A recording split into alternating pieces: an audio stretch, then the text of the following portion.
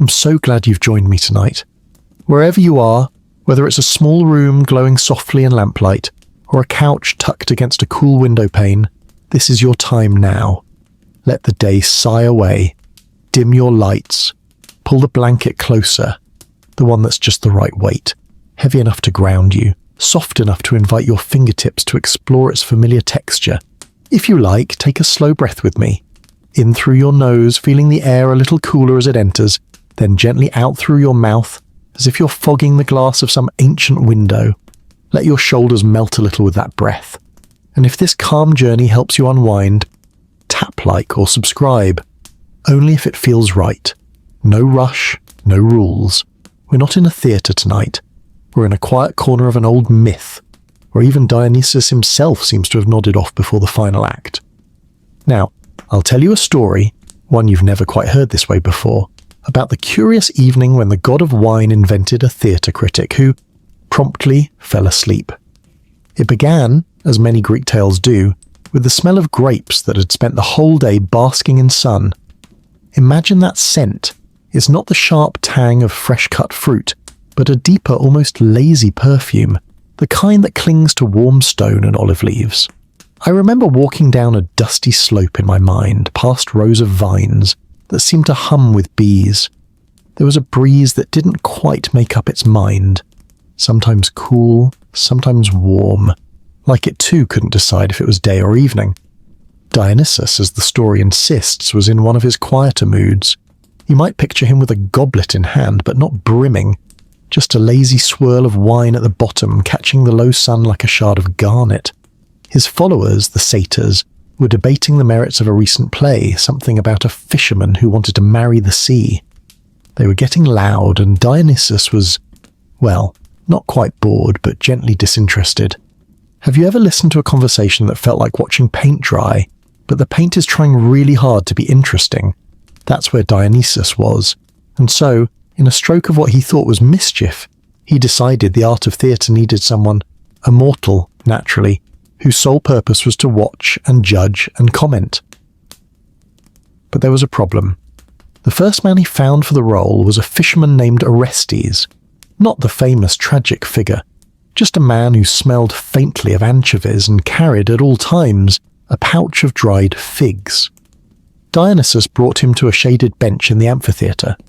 The marble was still warm from the day, and somewhere nearby, someone was roasting chickpeas over a brazier, the smell mingling with the fig scent.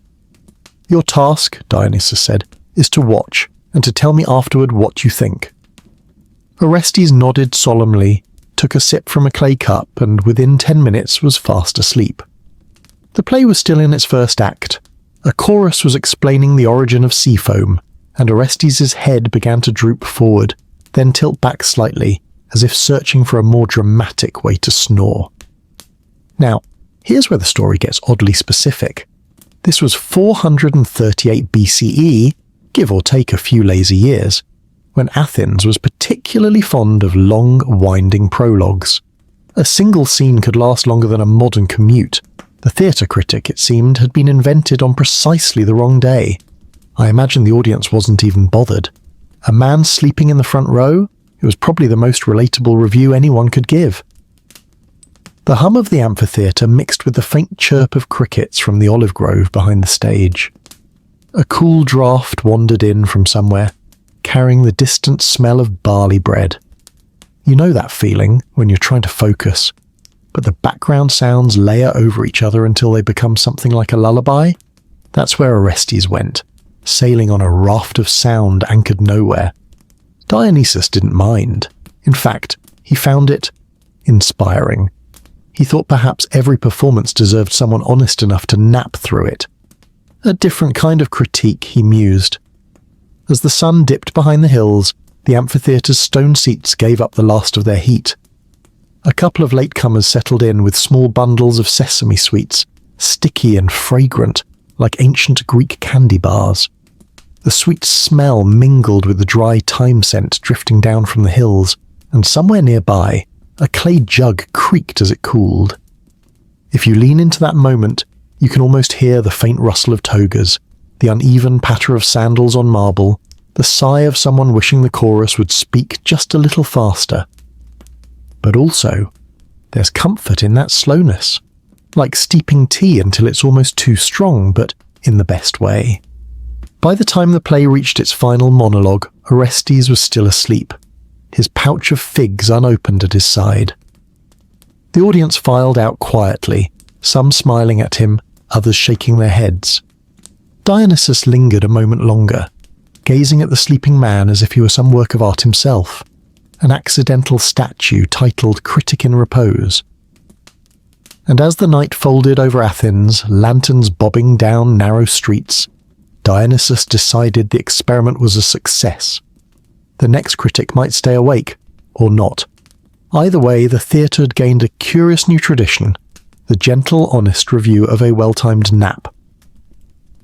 And as we leave that warm amphitheatre, with its drifting scents of sesame and thyme, let your mind wander to another corner of the myth, another plate of unexpected flavours. We stepped away from the theatre slowly, as if our sandals were reluctant to leave the warm marble behind. The streets of Athens after sunset are their own kind of stage.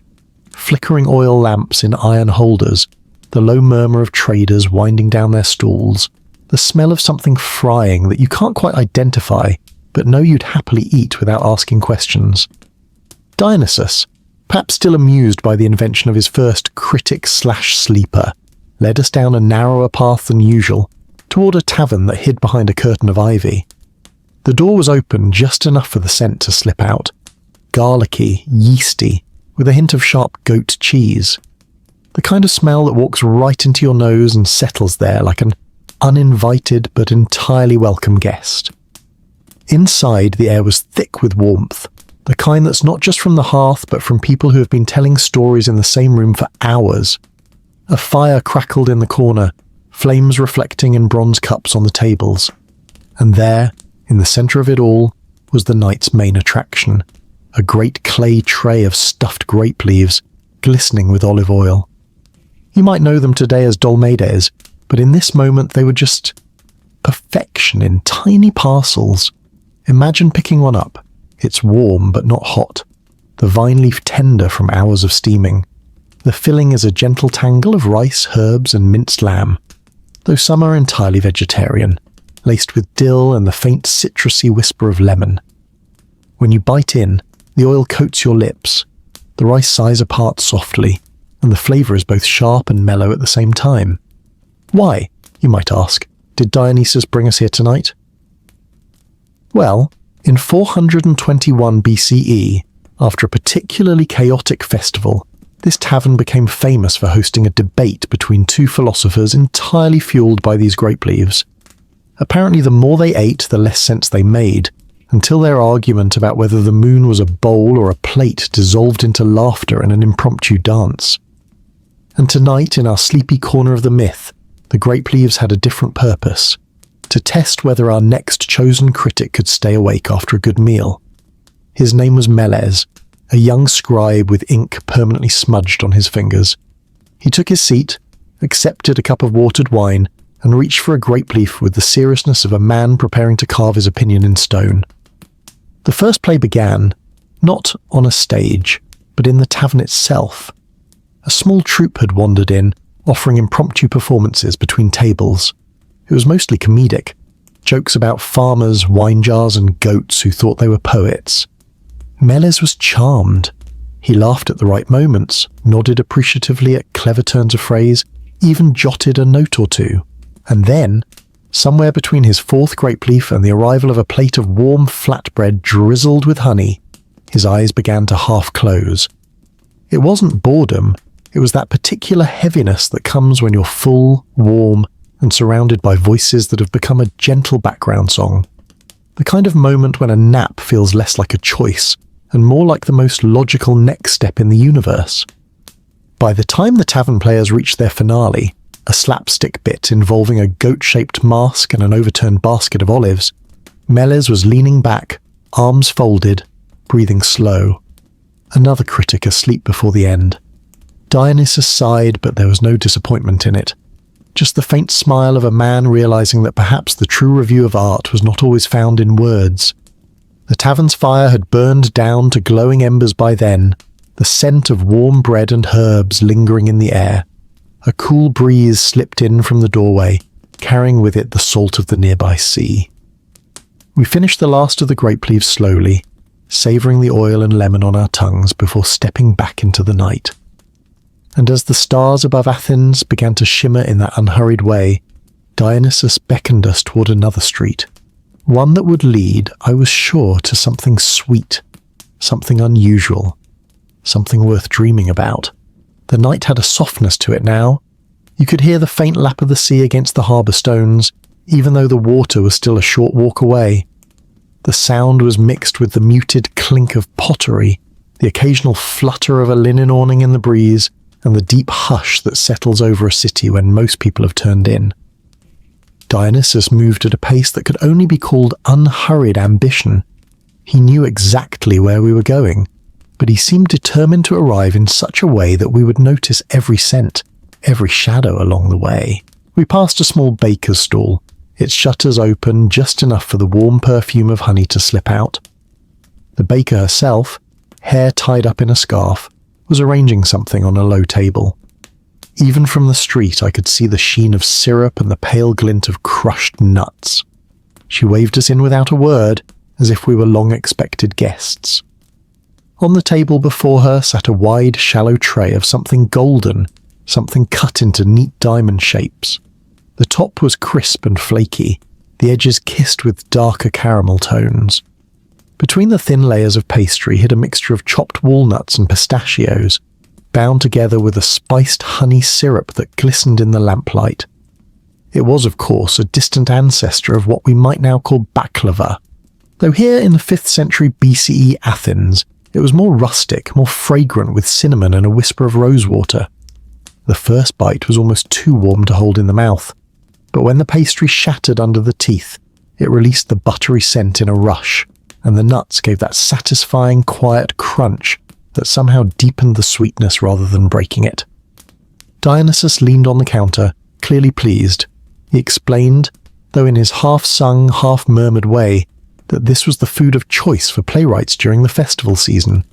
Sweet enough to jolt them awake in the late hours of rewriting, sticky enough to keep their fingers hovering over parchment instead of wandering off to pick another snack. Tonight, however, the purpose was once again to test our luck with critics. This time, the recruit was a young woman named Thalia, a student of the arts who claimed she could stay alert through anything. She accepted a square of the pastry with a confident smile, licking the syrup from her fingertips, and took her seat at the makeshift table just outside the bakery.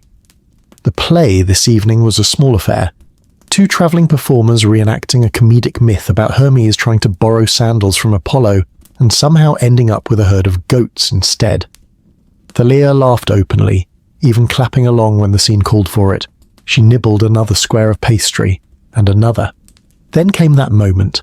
You've had it, I'm sure, when the sugar, the warmth, and the soft night air weave themselves into something like a lullaby. Her eyes stayed open, but they glazed slightly, her laugh turning into the faintest of sighs. She wasn't quite asleep, but she was drifting, watching without processing, hearing without holding on to the words. By the time the little play wrapped up, the syrup on her plate had pooled into a golden lake untouched. She blinked, realizing she'd lost track of time entirely, and smiled sheepishly. "It was lovely," she murmured, which I suppose was a review enough. The baker sent us off with a small cloth-wrapped bundle, still warm, to keep for later. The scent of the pastry followed us down the street, mingling with the faint salt in the air and the woody hint of burning olive branches from a distant hearth. And as we walked, Dionysus tilted his head toward a darker lane, promising something entirely different this time. Not sweet, not savoury, but strange enough to keep even the sleepiest critic guessing. The further we walked, the more the city seemed to fold in on itself. The wide, lamplit streets narrowed into passages just wide enough for 2 people to pass shoulder to shoulder. The air here was different, cooler, still holding a trace of the day's heat in the stone walls, but laced with something earthy, almost marine, but not quite. Dionysus glanced back at me, his expression unreadable except for the faint spark in his eyes. He knew what awaited, and I think he enjoyed my confusion too much to explain. At the end of the lane, a small courtyard opened like a secret held between buildings. In the centre was a round, low table surrounded by woven mats instead of chairs. The single source of light came from an oil lamp shaped like a fish, its bronze surface gleaming in the shifting flame. And on the table, laid out as carefully as a votive offering, were plates of glistening octopus tentacles. Not huge, not intimidating, but curled into tidy spirals, each piece brushed with oil that carried the faint scent of herbs and citrus. The edges were lightly charred, the kind of caramelization that tells you a fire's touch was brief but deliberate. The first bite was a surprise. Not rubbery, as some fear, but tender, yielding with just enough resistance to remind you of the sea. The marinade had been simple. Olive oil, fresh oregano, a squeeze of lemon. Yet there was something else there. A faint smokiness from the olive wood coals. This was no random street meal. In 476 BCE, or so the tale claimed, a minor festival in honor of Poseidon had featured this exact preparation, meant to symbolize both the bounty of the sea and the patience required to enjoy it. And here was Dionysus, borrowing from that tradition for the night's experiment. The critic in waiting this time was a fisherman named Lycon, whose hands looked as though they'd never been clean a day in his life, but in a way that spoke of honest work, not neglect. He accepted his plate with reverence, savouring each bite slowly, eyes half closed, not from sleep but from focus. The performance tonight came from a lone lyre player seated just beyond the table's edge. The song was soft, unhurried, each note hanging in the night air like a bead of water before it falls. There were no words, no plot, just melody. Lycon leaned back after his third tentacle, chewing slowly, and let the music wash over him. It was the kind of tune that didn't ask you to follow it anywhere. It simply kept you company where you already were. And perhaps that's why, before long, his head dipped slightly forward, his breathing deepened, and the fork in his hand slid gently onto the mat. Dionysus didn't wake him. Instead, he reached over, took the fork and finished the last bite himself. "A favourable review," he murmured, as if the empty plate spoke louder than any words could. The oil lamp sputtered slightly, sending a flicker across the courtyard walls. Somewhere beyond, a cat padded silently along the edge of a roof, pausing to glance down before disappearing again. The faint briny tang of the octopus still lingered in the air as we rose, stepping softly so as not to disturb the sleeping fisherman. And then, as the narrow lane carried us back toward the wider streets, Dionysus hinted at our next stop, a place where the air would be thick with spice and the critics, perhaps, would have no chance of staying awake at all. The streets began to widen again, the walls pulling back to let in more of the night sky. Above us, the stars had sharpened, as though the city's quieter breath let them burn more clearly. Somewhere ahead, the air changed, warm and fragrant, tinged with a kind of tickle in the nose that made you want to sneeze and smile at the same time. We followed it into a small market square, where most of the stalls had long since closed, but one remained open, its awnings striped in faded reds and ochres, its tables crowded with clay jars, woven baskets, and little folded pouches tied with twine. The merchant behind it was a tall man with a voice like a cracked drum, his laugh bouncing off the walls when he spotted Dionysus. He reached for a shallow bronze bowl and tipped it toward us, releasing a puff of air heavy with cinnamon, coriander, and toasted sesame. Beneath it all was a darker, smokier scent, something roasted low and slow. From a wide pot over a bed of embers, he lifted tonight's dish, chickpeas stewed with garlic, cumin, and crushed red pepper, all bound together in a thick olive oil sauce that glistened in the lamplight. The heat was more aromatic than fiery, the kind that warms your chest rather than burns your tongue. He served them in small, shallow cups, the chickpeas soft enough to crush between tongue and palate. The flavours layered themselves gently, first the earthiness of the legumes, then the brightness of lemons squeezed just before serving, then the warm trail of spice that seemed to hum quietly after each swallow. In 449 BCE, the merchant explained, this was the favoured street food of festival nights, easy to eat standing or sitting, perfect for sharing in little bursts between bouts of laughter or dancing. And tonight it was the chosen test for a critic named Dionysus, a man known for his calm demeanour and habit of humming softly when he was thinking. Dionysus accepted his cup of chickpeas and found a spot on the low wall at the edge of the square. The performance this time came from two children, brother and sister, acting out a parody of an epic battle using only scarves and exaggerated faces. Their mother looked on from a nearby stall, shaking her head but unable to hide her smile. At first, Dionysus watched with clear amusement, spooning chickpeas into his mouth at a steady pace. The spices seemed to suit him, the warmth putting a gentle pink into his cheeks. He hummed once, softly, when the boy pretended to faint dramatically onto a pile of scarves. But as the children's game looped into repetition, same scarf twirls, same exaggerated gasps, the rhythm of spoon, chew, swallow began to slow. His eyelids fluttered. The last spoonful stayed suspended halfway to his lips before settling back into the cup. And then, there it was. The quiet, steady breathing of a man who had surrendered entirely to the moment, asleep under the combined weight of warm spices, cool night air, and the lull of small looping performances. Dionysus accepted the merchant's grin with a small shrug, as if to say, well, perhaps this is what art truly does. It lets you rest. The merchant refilled our cups, and we stood for a moment longer, sipping slowly, the peppery warmth lingering against the back of the throat. As we stepped away, the spices clung to us, following like a friendly shadow through the square. Dionysus promised the next stop would be different again, something to sip rather than chew, something that might just wake a critic, or wrap them in even deeper dreams. We left the square slowly, as though peeling ourselves away from the glow of the spice merchant's embers. The air beyond felt cooler, cleaner, and somewhere ahead I caught the faint curl of steam rising into the night. It carried a scent unlike the foods we'd met so far, less bold, more coaxing, a blend of warm milk, crushed herbs, and something sweet and floral. The lane we took narrowed until it seemed more like a hallway than a street, the walls on either side leaning close. Then, without warning, it opened into a small courtyard, where a low fire burned in a sunken pit, its light pooling upward to paint the faces around it.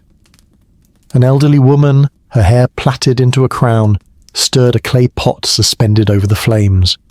The steam rose in slow, ribboning spirals, carrying the aroma of anise, honey, and lavender.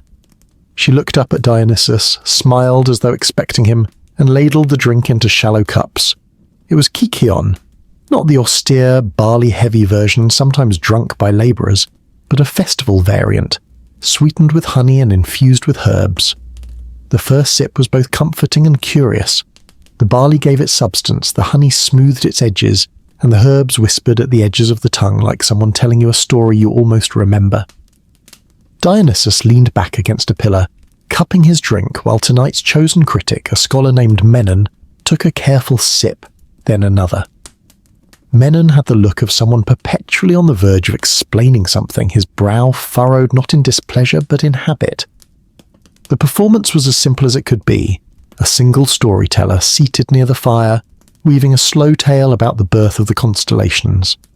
Her voice was soft, deliberate, with pauses long enough to let the fire crackle into the gaps. Each constellation arrived in its own unhurried time, and each had some small, strange detail. Orion's belt stolen by a fox, Cassiopeia dozing through her own coronation. Menon began the night nodding along, clearly engaged.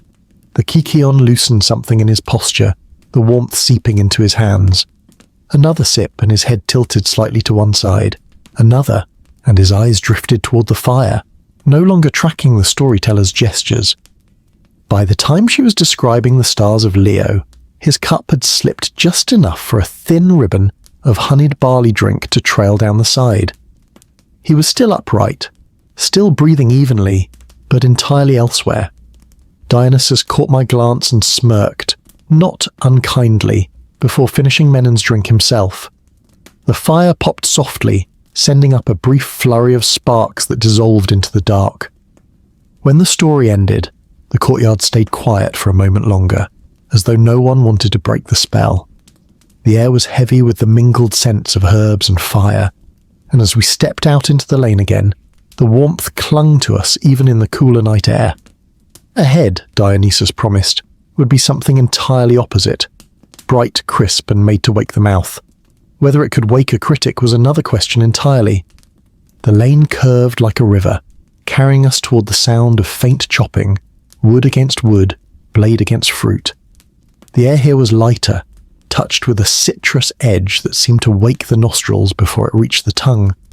Somewhere, water trickled, maybe from a fountain or from a bucket being tipped over polished stones.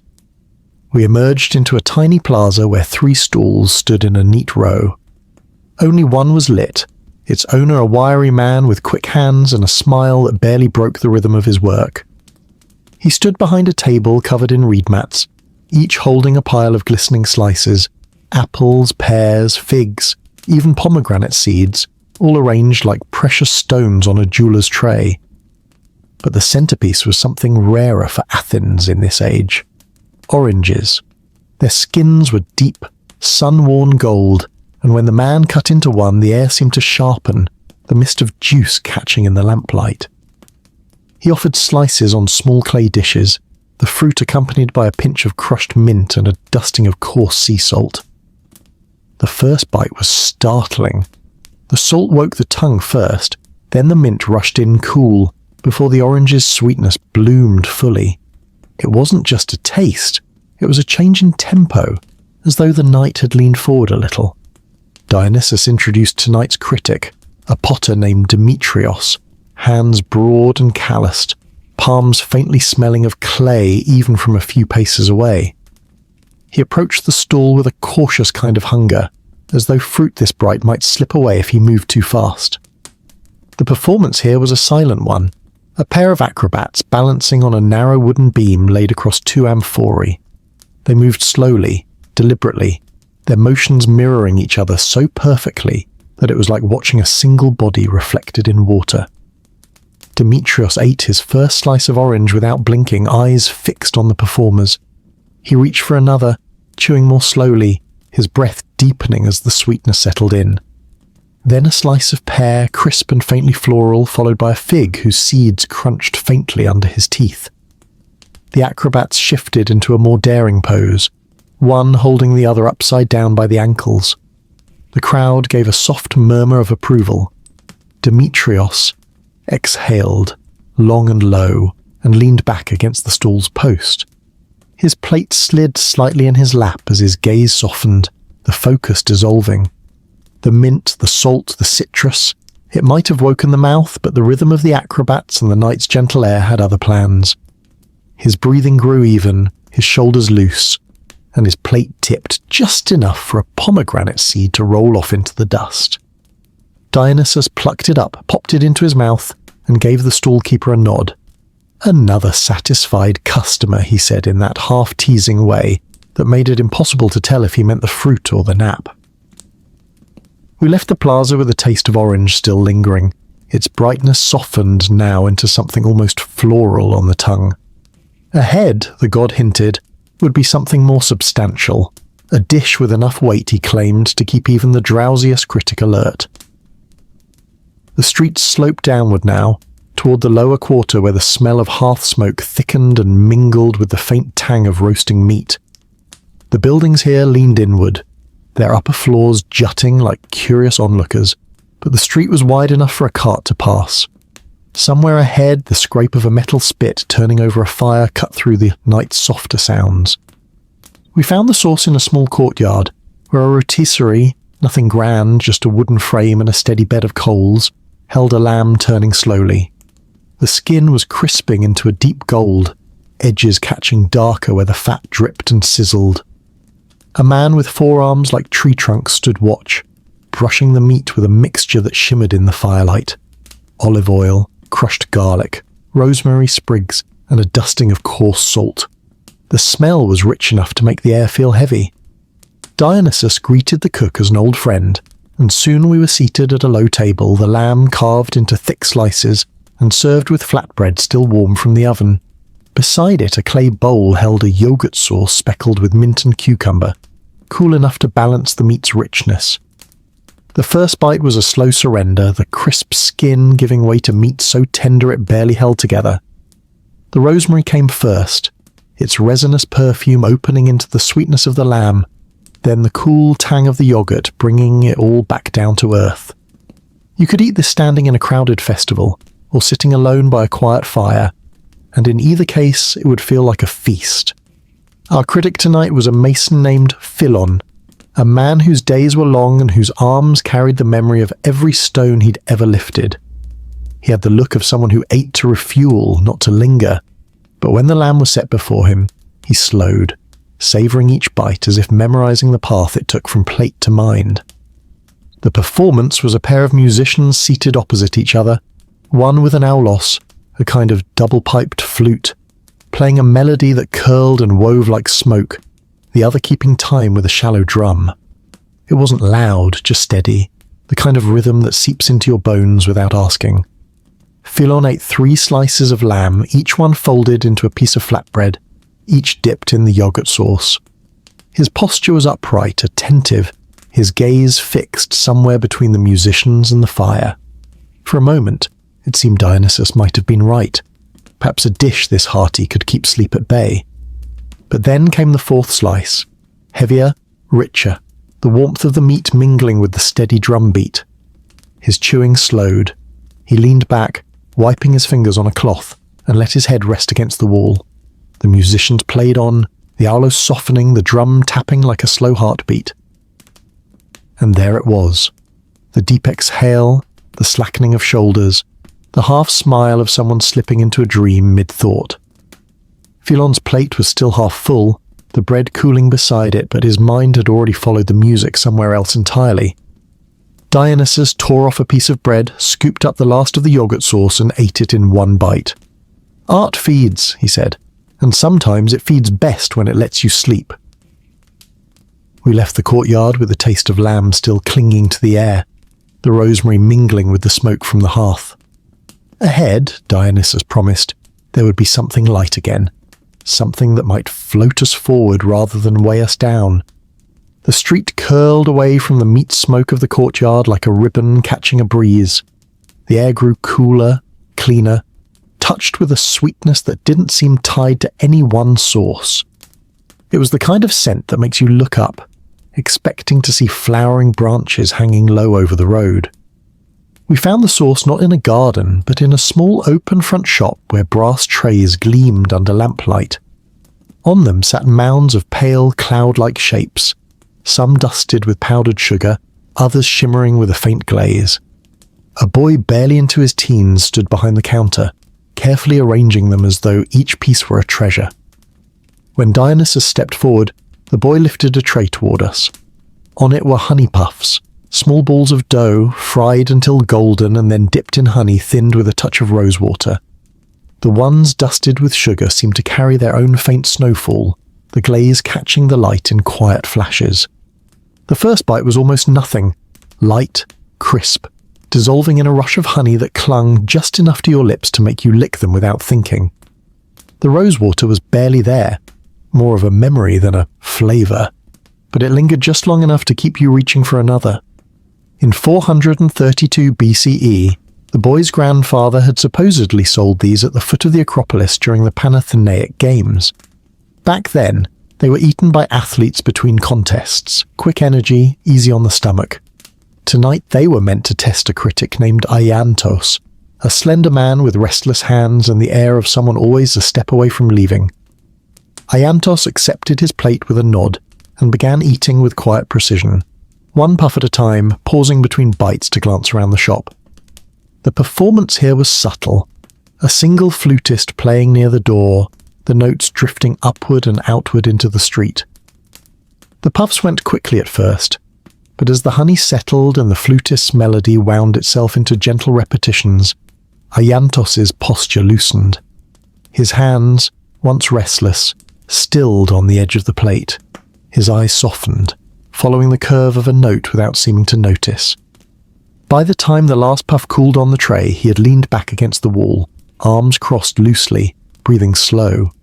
His gaze had drifted past the flutist to somewhere well beyond the shop. Dionysus reached over, plucked the last puff from the tray and popped it into his mouth. Light, he said with a half smile, but still enough to carry him off. We stepped back into the street, the scent of honey lingering like a faint echo, and Dionysus spoke of the next stop, a dish with more edge to it, something that might sharpen the senses rather than soothe them. Whether that edge would keep a critic awake was another matter entirely. The streets angled upward now, their stones still faintly warm underfoot. The breeze carried a different note. No softness here, but something brisk and vinegary that seemed to cut straight through the night air.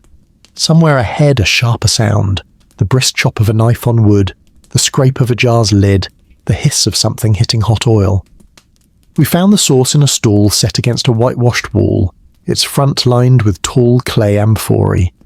The man behind it wore a leather apron, his hands busy tossing something into a wide bronze pan over open coals.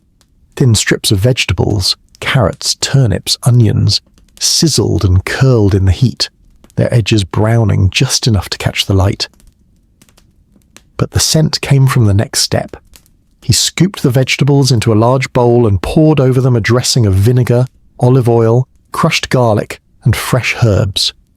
The vinegar was strong, the kind that made your eyes water just a touch, yet balanced with the green brightness of chopped parsley and the low hum of black pepper. The first bite was an awakening. The vinegar leapt forward, startling the tongue before the sweetness of the roasted vegetables stepped in to steady it. A warmth spread across the mouth, not heat like chili, but the way a brisk wind wakes your skin. Dionysus introduced tonight's critic, a soldier on leave named Nicandros, whose eyes had the quick scan of someone used to keeping watch. He accepted the bowl and a wooden fork, tasting cautiously at first, then with more intent as the vinegar bit through the lingering heaviness of the night. The performance was almost martial, a group of 3 young men performing a synchronized spear routine in the plaza's open space. They moved with sharp precision, their steps striking the ground in time with the clack of spear shafts against shields. Nicandros ate quickly, his eyes tracking the performers without pause. The vinegar seemed to hold him upright, his fork moving steadily from bowl to mouth. For a while it looked as though this sharper flavour might succeed where all else had failed. But then the routine shifted, less sharp, more fluid, the spears moving like reeds in a current. The rhythm softened, the clack became a muffled thump, and the crowd's energy eased. Nicandros's pace slowed. His fork rested in the bowl between bites. His gaze lingered on a single motion a little too long. By the time the routine ended, the soldier's bowl was half full and his head had tipped forward slightly. Not asleep in the deep sense, more like someone standing on the very edge of a dream, toes curled over the line. Dionysus plucked a carrot strip from the bowl and tasted it himself. A sharper edge, he said, but even edges can dull in the right hands. We left the stall with the vinegar still pricking faintly at the back of the throat, its liveliness giving way once again to the soft pull of the night. Ahead, the god promised, would be something of the sea once more. Cool, briny, and perhaps able to anchor a critic's mind like a stone in water. The upward climb of the last street gave way to a gentle slope, carrying us toward the port quarter.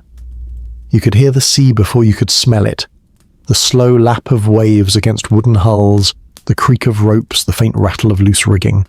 The air thickened with salt, and under it came a whisper of something mineral, like wet stone after rain. The stalls here were fewer but hardier, their awnings tied down tight against the occasional gust from the water. Dionysus led us to a table barely larger than a ship's crate, where an old fisherman sat with a deep wooden bowl before him. Inside were glistening shellfish, clams and mussels, steamed open just enough to reveal their soft flesh. A shallow broth pooled at the bottom, cloudy with garlic, white wine, and the brine the shells carried with them from the sea. The fisherman worked with calm hands, prying a mussel from its shell and placing it gently in a small clay dish for Dionysus. The broth was ladled into shallow cups, fragrant and just hot enough to send up a thin curl of steam. The first taste was like stepping ankle-deep into cold seawater, bracing, but followed quickly by warmth. The garlic came through in quiet pulses, the wine adding a fleeting brightness before it melted back into the salt. Each shellfish was tender, yielding easily, the sea's flavour softened by the broth's richness. Tonight's critic was a shipwright named Heron, his arms marked with fine white scars from years of working oak and pine. He handled the dish with the same care he might give a small, delicate tool, sipping the broth between bites of mussel. The performance was the most unadorned yet. A single singer seated on the dock's edge, her feet dangling above the water. Her voice was low, almost conversational, each note flowing into the next like the tide. There was no hurry in it, no swell or climax, just a steady current of sound. Heron ate slowly, his breathing deepening as the broth's warmth spread through him. The salt air and the singer's voice seemed to braid together, and his posture eased into something that looked a lot like surrender. The clink of an empty shell against the bowl marked his last bite, and then his hands stilled entirely, resting loosely in his lap. His eyes didn't close all at once. They drifted half shut, lids heavy, gaze fixed somewhere in the middle distance as if he were watching something far out on the water. By the time the singer reached the end of her verse, Heron was motionless save for the slow rise and fall of his chest. Dionysus drained the last sip of broth from his own cup, the salt lingering on his lips. The sea, he said, is not in the business of keeping men awake. We left the dock as the tide began to turn, the air cooler now, carrying the faint scent of tar and cedar from the ships. The god hinted that our next stop would be landlocked entirely. Something from the hills, herb-laden and warm, meant to root a critic firmly to the earth. The streets here began to tilt upward again, the stones underfoot warming slightly as we moved away from the harbour's dampness. The air grew lighter but thicker with scent. Wild herbs crushed under the soles of passers-by, dust lifting from walls brushed by cloaks, the faint musk of sheep somewhere further up. We passed a few shuttered homes, the hearth smoke slipping out through small clay chimneys, and then came to a low building whose roof was nearly hidden beneath drying bundles of rosemary, oregano, and sage. A woman with hair the colour of the herbs themselves stood behind a long wooden counter, laying out shallow bowls filled with something pale and steaming.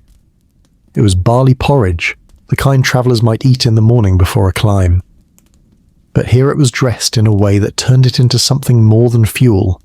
A swirl of olive oil pooled on top, dark green against the pale grain, and over it she scattered fresh thyme, crumbled feta, and a handful of toasted pine nuts. The scent was grounding, nutty, savoury, with the thyme sharpness cutting through the warmth. The first spoonful was soft and creamy, the barley holding just enough bite to keep it from disappearing too quickly. The feta brought a tang that brightened each mouthful, while the pine nuts gave small, satisfying cracks under the teeth. It was the sort of dish that filled you slowly, like a low fire spreading through dry wood. Dionysus gestured to tonight's critic, a goat herder named Myron, whose face had been tanned into fine leather by years in the open air. Myron took his bowl with quiet gratitude, holding it in both hands as though it were a gift. The performance was a pair of shepherds playing pipes, their melodies winding around each other without rush or urgency. The notes rose and fell like the hills themselves, never straying far from a slow, steady rhythm. Myron ate in unhurried spoonfuls, each one followed by a moment of stillness, as if he were testing the air for more flavours. The warmth from the porridge met the slow sway of the music, and his eyes began to droop, not from boredom, but from the simple fact that both food and song seemed designed to untie the knots in the body. Halfway through the bowl, his spoon rested against the rim, his fingers still curled loosely around it. His breathing deepened, and the scent of thyme rose gently from the untouched half of the porridge. Dionysus finished his own bowl and tapped the rim of Myron's with the handle of his spoon, but only once. "The hills," he said quietly, "are even better than the sea at keeping men in place." We stepped back into the upward street, the air now cooler as we climbed, the smell of rosemary and pine travelling with us. Dionysus hinted that our next stop would be a festival corner, bright, noisy, and threaded with a sweetness that might just keep a critic's eyes open until the last note. The climb evened out into a broad street strung with lanterns, each one painted with patterns that glowed like gentle constellations.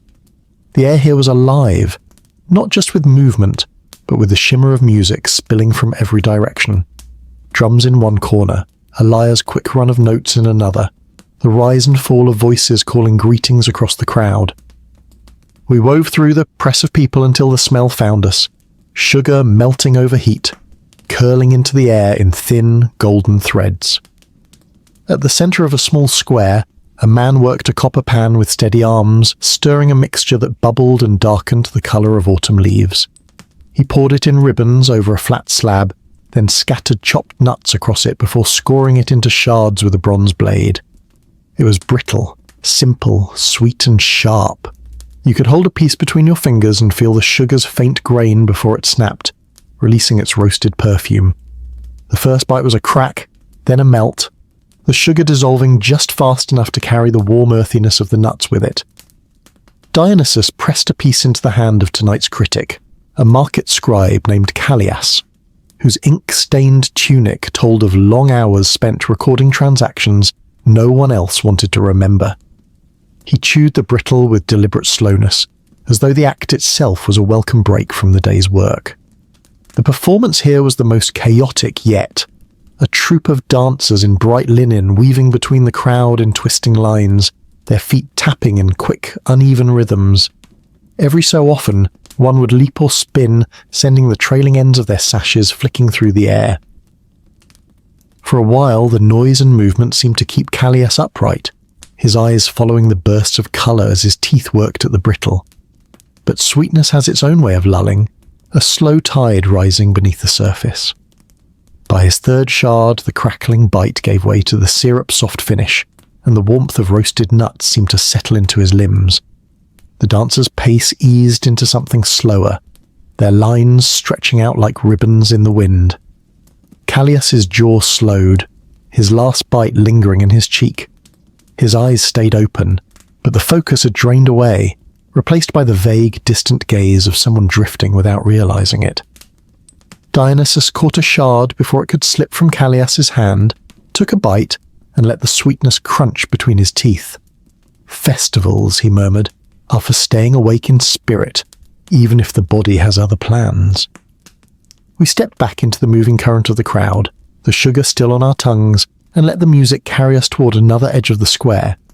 There, Dionysus promised, the sweetness would give way to something earthy, grounded and rich enough to make even the air feel heavier. The square thinned into a quieter lane, the festival music softening behind us until it was only a faint rhythmic pulse in the air. The scents here shifted. Less sugar, more soil. The kind of aroma that makes you think of damp fields after rain, of roots pulled fresh from the ground. We came upon a broad, low table set in front of a stone hearth. Behind it, a stout man in a linen apron was turning something over on a flat griddle. Thick slices of mushrooms, their caps wide as small plates. They hissed as they met the heat, releasing a fragrance that was part forest, part fire. When the slices were turned, he brushed them with a mixture of olive oil and crushed herbs, parsley, thyme, and a little sage, then sprinkled them with coarse salt. The oil hissed again, the edges of the mushrooms curling just slightly, growing darker and more fragrant by the second. They were served simply, on small clay plates with a wedge of rustic bread for soaking up the juices. The first bite was deep and savoury, almost meaty in its richness, the herbs brightening each mouthful just enough to keep it from sinking into heaviness. The bread caught the mushroom's juices like a sponge, softening until it almost fell apart in the hand. Tonight's critic was a stonemason named Phaedra, broad-shouldered with a laugh that usually arrived before her words. She tore into the bread first, then the mushroom, nodding approvingly as she chewed. The performance here was modest. A single dancer in a long earth-toned tunic, her movements slow and grounded, her bare feet tracing arcs in the dust. She moved as though the floor itself was telling her where to go, her body answering in deliberate, unhurried gestures. At first, Phaedra watched intently, her plate half empty before the first arc of the dance was complete. But mushrooms and bread are both the kind of food that invite you to linger, and soon she was eating more slowly, the dancer's rhythm syncing with her own breath. The last slice of mushroom sat untouched for several minutes, the bread growing cool beside it. Phaedra's shoulders eased, her eyes half closed, not in disinterest, but in the kind of peace that asks nothing from you. By the time the dancer's final steps settled into stillness, the critic's head had tilted gently forward, her plate balance forgotten in her lap. Dionysus reached over, took the last slice of mushroom and bit into it, savouring the herb-rich juice before it could drip. "The earth," he said softly, "remembers how to quiet us." We left the hearth behind, the scent of mushrooms clinging to our clothes like a secret. The god hinted that the next stop would be far less grounded, something airy again, but with a chill to it, meant to stir rather than settle. The air shifted as we moved away from the hearth, trading the mushroom's deep warmth for a fresher current that carried the faint clink of pottery and the splash of water. The lane sloped gently downward until it opened into a courtyard where a shallow stone fountain trickled into a wide basin. Around it, clay jars sat in low wicker stands, their surfaces beaded with condensation. A young woman knelt beside the jars, ladling their contents into small cups. The liquid shimmered faintly in the lamplight, pale, almost greenish, and the scent rose to meet us. Cucumber, mint, and a whisper of honey. When she handed me a cup, it was cool against my palms, the clay carrying the chill as though it had been pulled from a stream. The first sip was crisp and clean, the cucumber leading with its quiet green freshness before the mint's coolness rushed in. The honey was barely there, just enough to soften the edges. It didn't fill you, it lifted you, the way a breeze might lift the hair at the back of your neck. Dionysus gestured toward tonight's critic, a tax collector named Lysandros, a man whose tidy hair and meticulous sandals spoke of someone used to order. He accepted the cup, sipping as he settled onto a bench at the fountain's edge. The performance here was visual, a pair of glassblowers working in synchronized silence, shaping molten blobs into long, delicate flutes. The glow from their furnaces painted their faces in shifting shades of gold and red, the glass stretching and spinning in slow, hypnotic turns.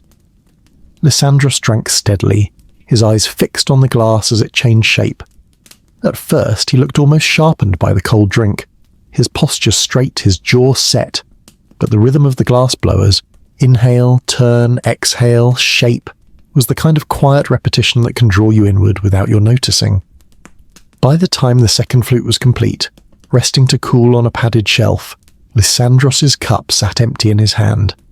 His shoulders had lowered, his gaze softening until it was no longer quite following the work in front of him. Another moment, and his chin touched his chest, the coolness in his cup long since gone. Dionysus took the cup, refilled it for himself, and took a slow drink. "Even the cold," he said with a faint smile, "can lull if it's steady enough." We left the courtyard, the last of the cucumber's freshness fading from the tongue, and turned toward a lane where the air was already thick with something richer, a scent of slow-cooked grain and spice that promised to wrap the next critic in its arms. The lane narrowed again, the walls leaning close enough to catch the rising steam and hold it between them. It was the kind of scent that tells you exactly where you're going without ever seeing the door. Grain, butter, a whisper of cinnamon, and the faint yeasty perfume of something baked earlier in the day. We came to a low, open doorway spilling lamplight across the cobblestones. Inside, the heat was gentle, not stifling, the kind that came from pots simmering steadily rather than from roaring fires. An older man stood behind a broad counter, stirring a heavy pot whose surface rippled thickly as his wooden spoon passed through. He ladled the contents into shallow bowls, a porridge of wheat berries, cooked until tender and stirred with milk, sweetened with a touch of honey and dusted on top with cinnamon and crushed walnuts. The scent rose with the steam, warm, earthy, and edged with the spice's faint tingle in the nose. The first bite was all texture, the slight chew of the wheat berries giving way to the creaminess of the milk, the crunch of the walnuts punctuating each spoonful. The honey lingered low in the flavour, more hum than brightness, while the cinnamon bloomed slowly with each breath. Tonight's critic was a blacksmith named Timandra, her forearms roped with muscle, her tunic faintly dusted with charcoal even now. She took the bowl in both hands and bent over it slightly, breathing in the steam before lifting the first spoonful. The performance came from a lone figure seated on a stool in the corner, an elderly man playing a lyre so softly that each pluck seemed to hover in the air before it reached the ear. His tune was simple, a slow loop of notes that seemed to turn back on itself again and again, like a path walked every day. Timandra ate steadily at first, the warmth of the porridge meeting the warmth still lingering in her from the forge. Her shoulders lowered, her grip on the spoon loosened. The music's looping calm settled over her like a second blanket. By the time her bowl was half empty, her pace had slowed to a pause between each bite. The spoon rested in the porridge, its handle leaning against the bowl's edge. Her eyes were open, but they had the distant shine of someone not entirely here, her gaze drifting past the lamplight to some point only she could see. A few more notes from the lyre, and her head tipped just enough to be noticeable. The blacksmith had yielded to the pull. Dionysus reached across, took the bowl, and finished the last few spoonfuls himself. "The forge," he said quietly, "makes the body strong, but the grain reminds it that it can rest." We stepped back out into the lane, the cinnamon still clinging in the air around us, and followed the god toward a brighter patch ahead, where the sound of sizzling promised something lively, perhaps lively enough to hold a critic awake past the first bite. The lane widened into a small square, its edges lit by torches that hissed faintly in the night air. The sizzle was coming from a low cart set on iron wheels, the cook standing behind it with a long-handled pan over an open flame. Every movement was quick, the flick of his wrist to turn the contents, the pinch of spice dropped in without measure, the splash of oil that made the fire jump. On the pan were small, thin fillets of fish, the edges curling as they met the heat. The smell was immediate and sharp.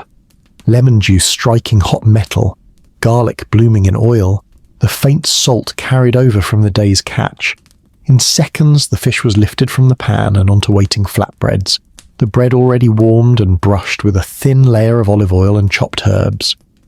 The first bite was all contrast, the crackle of the hot fish skin giving way to tender flesh, the lemon's brightness chasing the oil, the bread soft enough to wrap around it all. It was the kind of food meant to be eaten quickly, while it still hissed faintly in your hands. Dionysus gestured toward tonight's critic, a young runner named Critic, whose lean frame and restless stance suggested a man who'd rather be moving. He took the flatbread with both hands, biting before the steam had even begun to fade. The performance was just as quick. A pair of jugglers working with clay cups, their hands moving fast enough to blur in the torchlight. They traded places, crossed paths, caught the cups without looking. The crowd clapped in short bursts, matching the pace. Critic ate as fast as the jugglers moved, his bites keeping time with the catches and throws. For a moment, it looked as though speed had won. No slow music, no gentle repetition to coax his mind away. But speed can be its own lullaby when it loops enough times. The juggling settled into a rhythm, the cups flashing at regular intervals, the clapping falling into steady beats. Critic's chewing slowed. The lemon faded on his tongue, replaced by the warm hum of herbs and oil. His posture eased. He leaned against the cart, the last bite cooling in his hand. By the time the jugglers finished with a flourish, the runner's eyes were half shut. His weight shifted onto one hip as though he were about to step into a dream instead of a sprint. Dionysus took the last bite from Critic's hand and finished it in 2 chews. "Fast or slow," he said, brushing crumbs from his tunic. "The end is the same if the heart is ready to rest." We left the square, the scent of lemon trailing behind us, and turned toward a quieter path where Dionysus promised something far older than the streets themselves. A recipe so ancient, he claimed, it could tell its own story without a single word spoken. The path curved away from the torches and into a stretch where the night seemed to thicken. The walls here were higher, casting deep shadows that muffled the distant festival sounds, until they were nothing more than a faint murmur. The air smelled faintly of dry grain and wood smoke, But beneath that was something subtler, a sweet grassy note that spoke of fields and seasons turning. We stopped at a low doorway framed with bundles of dried wheat tied in twine. Inside, the room was warm but not stifling, lit by a single oil lamp that painted the space in slow-moving gold. At the centre sat an elderly woman grinding something in a stone mortar, her movements so measured they could have been mistaken for stillness. She looked up only long enough to nod to Dionysus, then tipped the mortar's contents, a coarse meal of barley, into a clay pot resting in embers. She added water, a pinch of salt, and what looked like sprigs of fresh fennel. Slowly, patiently she stirred, the steam curling into the lamplight. The barley thickened as it cooked, the scent deepening into something rich but clean. When it was ready, she ladled it into wide, shallow bowls, topping each with a thin drizzle of olive oil and a scattering of fresh green fennel fronds. No sweetness, no spice, just the bare elemental comfort of grain, salt, herb, and oil. The first spoonful was almost austere. The barley was firm, the oil settling into the spaces between the grains, the fennel adding a fleeting brightness that vanished as quickly as it came. It was the sort of food that tasted like it belonged to the earth, and that it would still exist whether or not anyone thought to write it down. Tonight's critic was a weaver named Critic, her hands marked with the faint impressions of the loom shuttle. She ate slowly, as though each bite needed to be considered before the next could begin. The performance was silent. The woman who'd cooked the dish simply sitting by the embers, rocking slightly in time with the faint hiss of the grain as it rested in the pot. No music, no movement beyond the slow lift and fall of her breathing. Chryseis finished half her bowl before her spoon lingered too long over the grain. The warmth of the barley, the faint anise sweetness of the fennel, and the steady hush of the room all pulled at her in the same direction. Her gaze unfocused, her spoon slid gently into the bowl, and her chin tilted forward. Dionysus, seated cross-legged beside her, took the spoon and finished the last few mouthfuls. "The old recipes," he said softly, "are patient. They will wait for you to wake." We stepped back into the night, the scent of fennel and smoke trailing after us, and followed the god toward a livelier sound ahead. He claimed the next offering would be not just food, but a challenge to eat, perhaps enough to keep a critic on their toes. The narrow street opened suddenly into a ring of torchlight.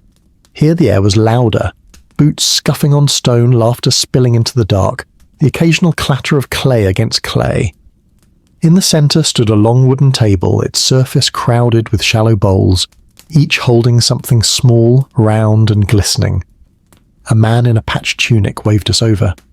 "Olives," he said, though the scent told us they were more than that. Each one had been pitted and stuffed, some with almonds, others with cloves of garlic roasted until soft, still others with curls of lemon peel. They were glossy with oil dusted, with cracked pepper, oregano, and a hint of crushed red pepper that tingled faintly in the nose. The first bite was a jolt, the briny snap of the olive giving way to whatever waited inside. An almond brought crunch and subtle sweetness. Garlic melted into warmth. Lemon peel cut through with a bright, almost floral bitterness. Dionysus gestured toward tonight's critic, a carpenter named Menecles, whose forearms were speckled with sawdust even now. He picked up a garlic-stuffed olive and popped it into his mouth, chewing with the slow satisfaction of a man who appreciated good salt. The performance was woven into the challenge. Across the table, a small boy sat grinning, a wooden cup in front of him. The goal, it seemed, was to flick the olive pits into the cup from your seat, a game of aim, timing, and a little bravado. Menecles played along, leaning back in his chair and sending the first pit arcing neatly into the cup. The crowd around the table cheered softly. Another olive, another pit, this time missing by inches. The game's rhythm began to settle. Chew, flick, watch, repeat. But repetition, no matter how playful, can become its own quiet hypnosis. The warm oil on his fingers, the salt on his tongue, the pepper's low hum, it all began to slow him. His throws grew lazier, the pits landing closer to the edge of the table each time. By the fifth olive, Menecles was leaning on his elbow, watching the boy make his throws with a faint smile. The cup sat untouched in front of him, an olive resting in his hand like a thought he'd forgotten to finish. His eyes stayed open a moment longer before half-lidding, the torchlight turning them to liquid amber. Dionysus plucked the olive from his fingers, tossed the pit expertly into the cup and winked.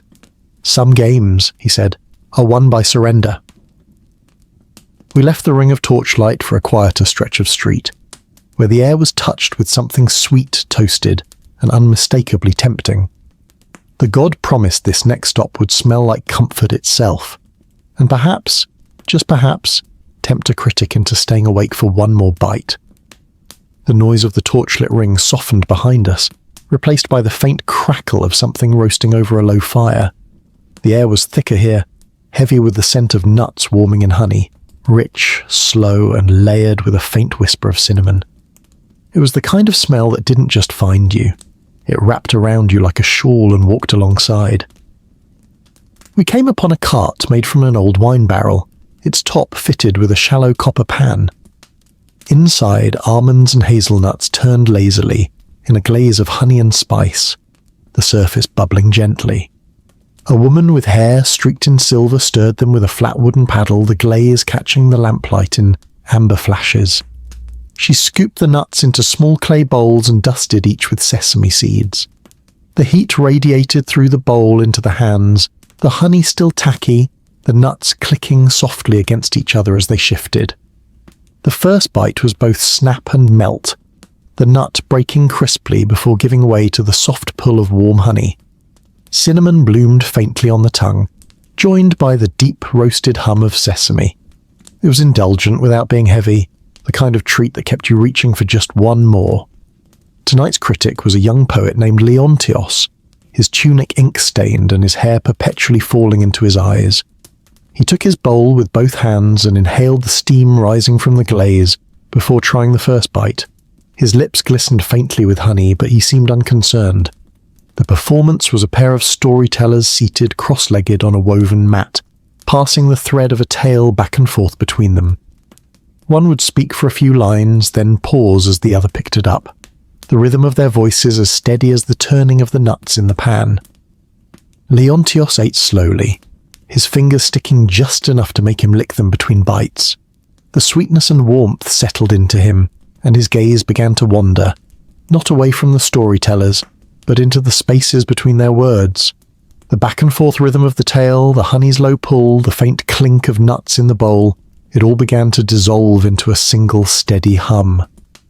Halfway through his portion, he paused, fingers curled around a hazelnut he never quite brought to his mouth.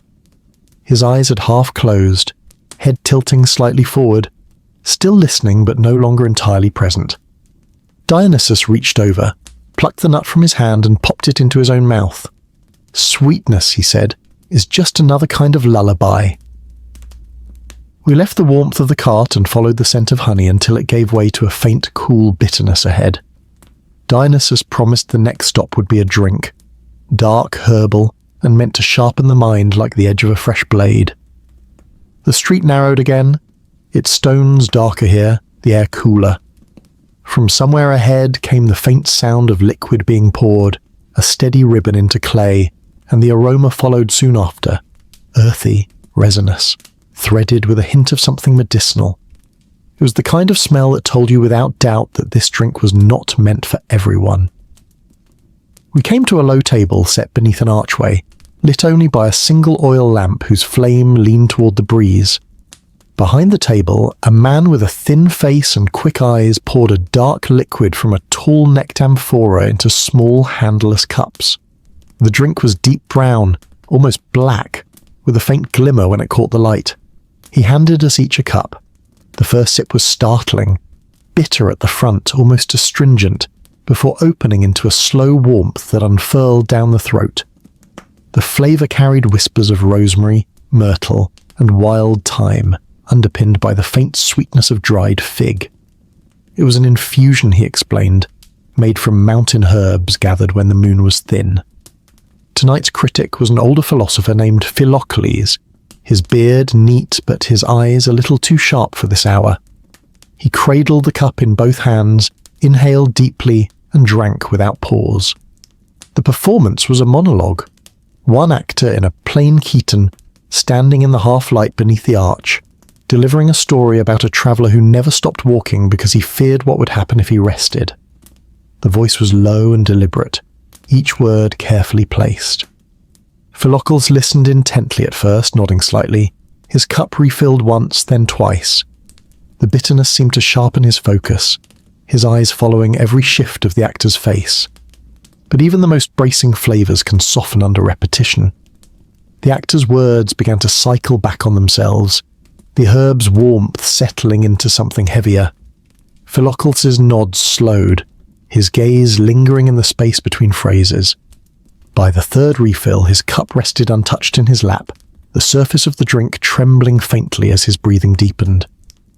Dionysus reached down, took the cup, and finished it.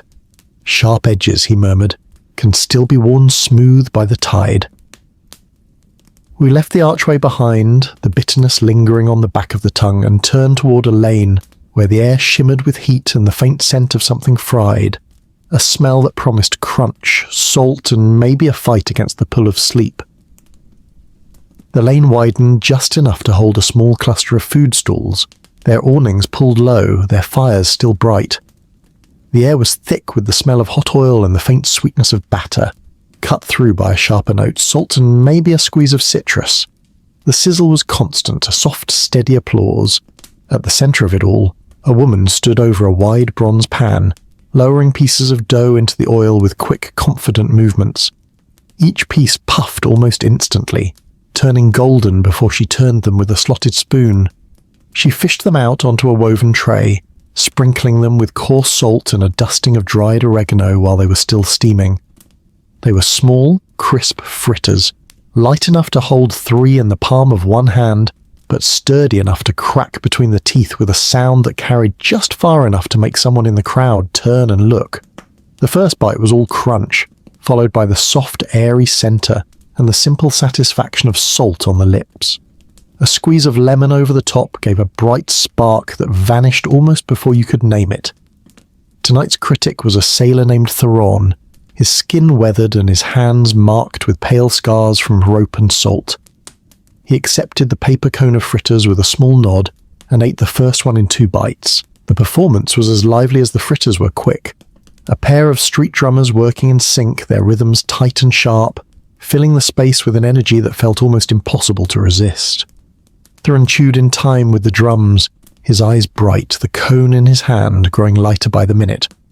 The heat from the oil, the salt and the lemon all seemed to keep him present, his posture upright and his gaze fixed on the performers. But the drums, for all their brightness, found their rhythm and stayed there. The beat began to feel less like a call to move and more like a steady rocking. The fritters cooled, the crunch softened. Theron's bites slowed. He leaned against the side of the stall, one fritter resting in his palm a little too long. By the time the drummers reached their final roll, his head had tilted back against the canvas awning, his eyes half closed, a faint smile on his lips. Dionysus plucked the last fritter from his hand, bit into it, and let the crunch fade on his tongue. "Even the sharpest beat," he said, "can become a lull if you listen long enough." We left the oil's perfume behind, heading toward a quieter bend in the road where the air was heavy with smoke and the unmistakable scent of something slow-cooked, something meant to last until morning. The path curved away from the brighter stalls and into a dimmer stretch, where the light came more from embers than from flames. The air here had weight, layers of wood smoke, simmering meat, and the faint sweetness of onions that had given up all their sharpness to the pot hours ago. In the corner of the lane, an iron cauldron hung over a low fire, its lid tilted just enough to let the steam curl out.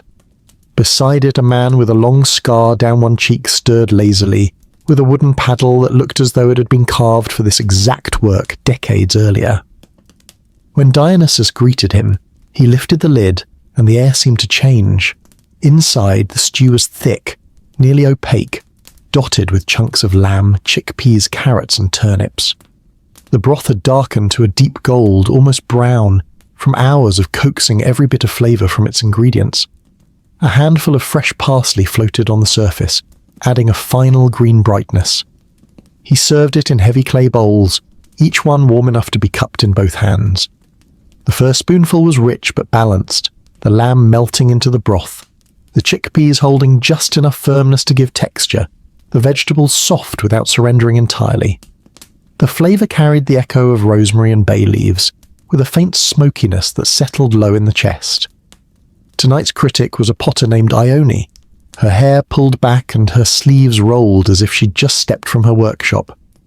She took her bowl and began to eat without ceremony, spooning the stew steadily as the warmth worked its way into her. The performance was almost hidden in the shadows, a man playing a frame drum, the sound deep and slow, like footsteps echoing down a long hall. Between each beat there was silence, the kind that stretches just enough to make the next sound feel inevitable. Ione's pace matched the drum, spoon, chew, swallow, pause. The heat of the stew and the heaviness of the rhythm began to build a kind of gravity around her. Her shoulders softened. The spoon lingered in her hand between bites. By the time the bowl was half empty, she had leaned forward, elbows on her knees, her eyes fixed on the fire beneath the cauldron. The drum's heartbeat filled the space between breaths, and slowly her head dipped lower, her hand still loosely cradling the bowl. Dionysus reached over, took the last spoonful, and let the warmth linger in his mouth. "Some meals," he said quietly, "aren't meant to be finished before the dream takes you." We left the firelight behind, the smoke clinging faintly to our clothes, and followed the narrowing street until Dionysus said the next stop would be the final one, a closing taste to mark the end of our wandering, something simple, bright, and meant to carry us gently into the night's end. The lane bent once more and opened into a courtyard lit only by a few lanterns swaying faintly in the breeze. The air here was cooler, touched with the faint perfume of citrus blossoms from a tree leaning over one wall. In the centre a low table stood ready, and on it sat a single large bowl heaped with fruit. Pale green grapes, thin-skinned and translucent in the lamplight. A young girl, no more than 12, sat beside the bowl, slicing each cluster into smaller bunches. She worked slowly, placing them onto small plates alongside wedges of soft white cheese drizzled with olive oil and dusted with cracked black pepper. The grapes burst softly in the mouth, releasing a sweetness that felt clean, almost watery, like the very opposite of the heavy stews and sugared treats we'd tasted earlier. The cheese was gentle and creamy, the olive oil adding a richness that kept it from fading too quickly, while the pepper left a faint warmth at the back of the tongue. Tonight's final critic was an old musician named Azon, his lyre resting in his lap as he accepted the plate. He tasted the grapes first, then the cheese, nodding quietly at the pairing. The performance was his own. He plucked at the lyre in slow, deliberate notes, each one spaced just far enough apart to let the sound dissolve into the night before the next arrived. There was no melody to follow, only the sensation of being surrounded by sound and silence in equal measure. Æson ate in small bites, pausing to play between each one. His eyes stayed open, his posture easy but not slouched. Yet as the plate emptied, his playing slowed. The spaces between notes lengthened. The last grape rolled gently between his fingers before he set it down, untouched. His hands still rested on the lyre's strings when his head bowed forward, the final chord unplayed. The courtyard was so quiet that even the lantern's faint sway seemed louder. Dionysus reached for the last wedge of cheese, ate it in one bite, and looked around the courtyard as though marking the end of something unseen. "And so," he said, "even the last critic rests." The god rose and we stepped back into the cool night, the scent of citrus and olive oil trailing after us as the city folded itself into sleep. May these memories guide you into peaceful dreams. If you drifted off along the way, perhaps let me know below. Sweet dreams, friend. And until next time, soft whisper good night.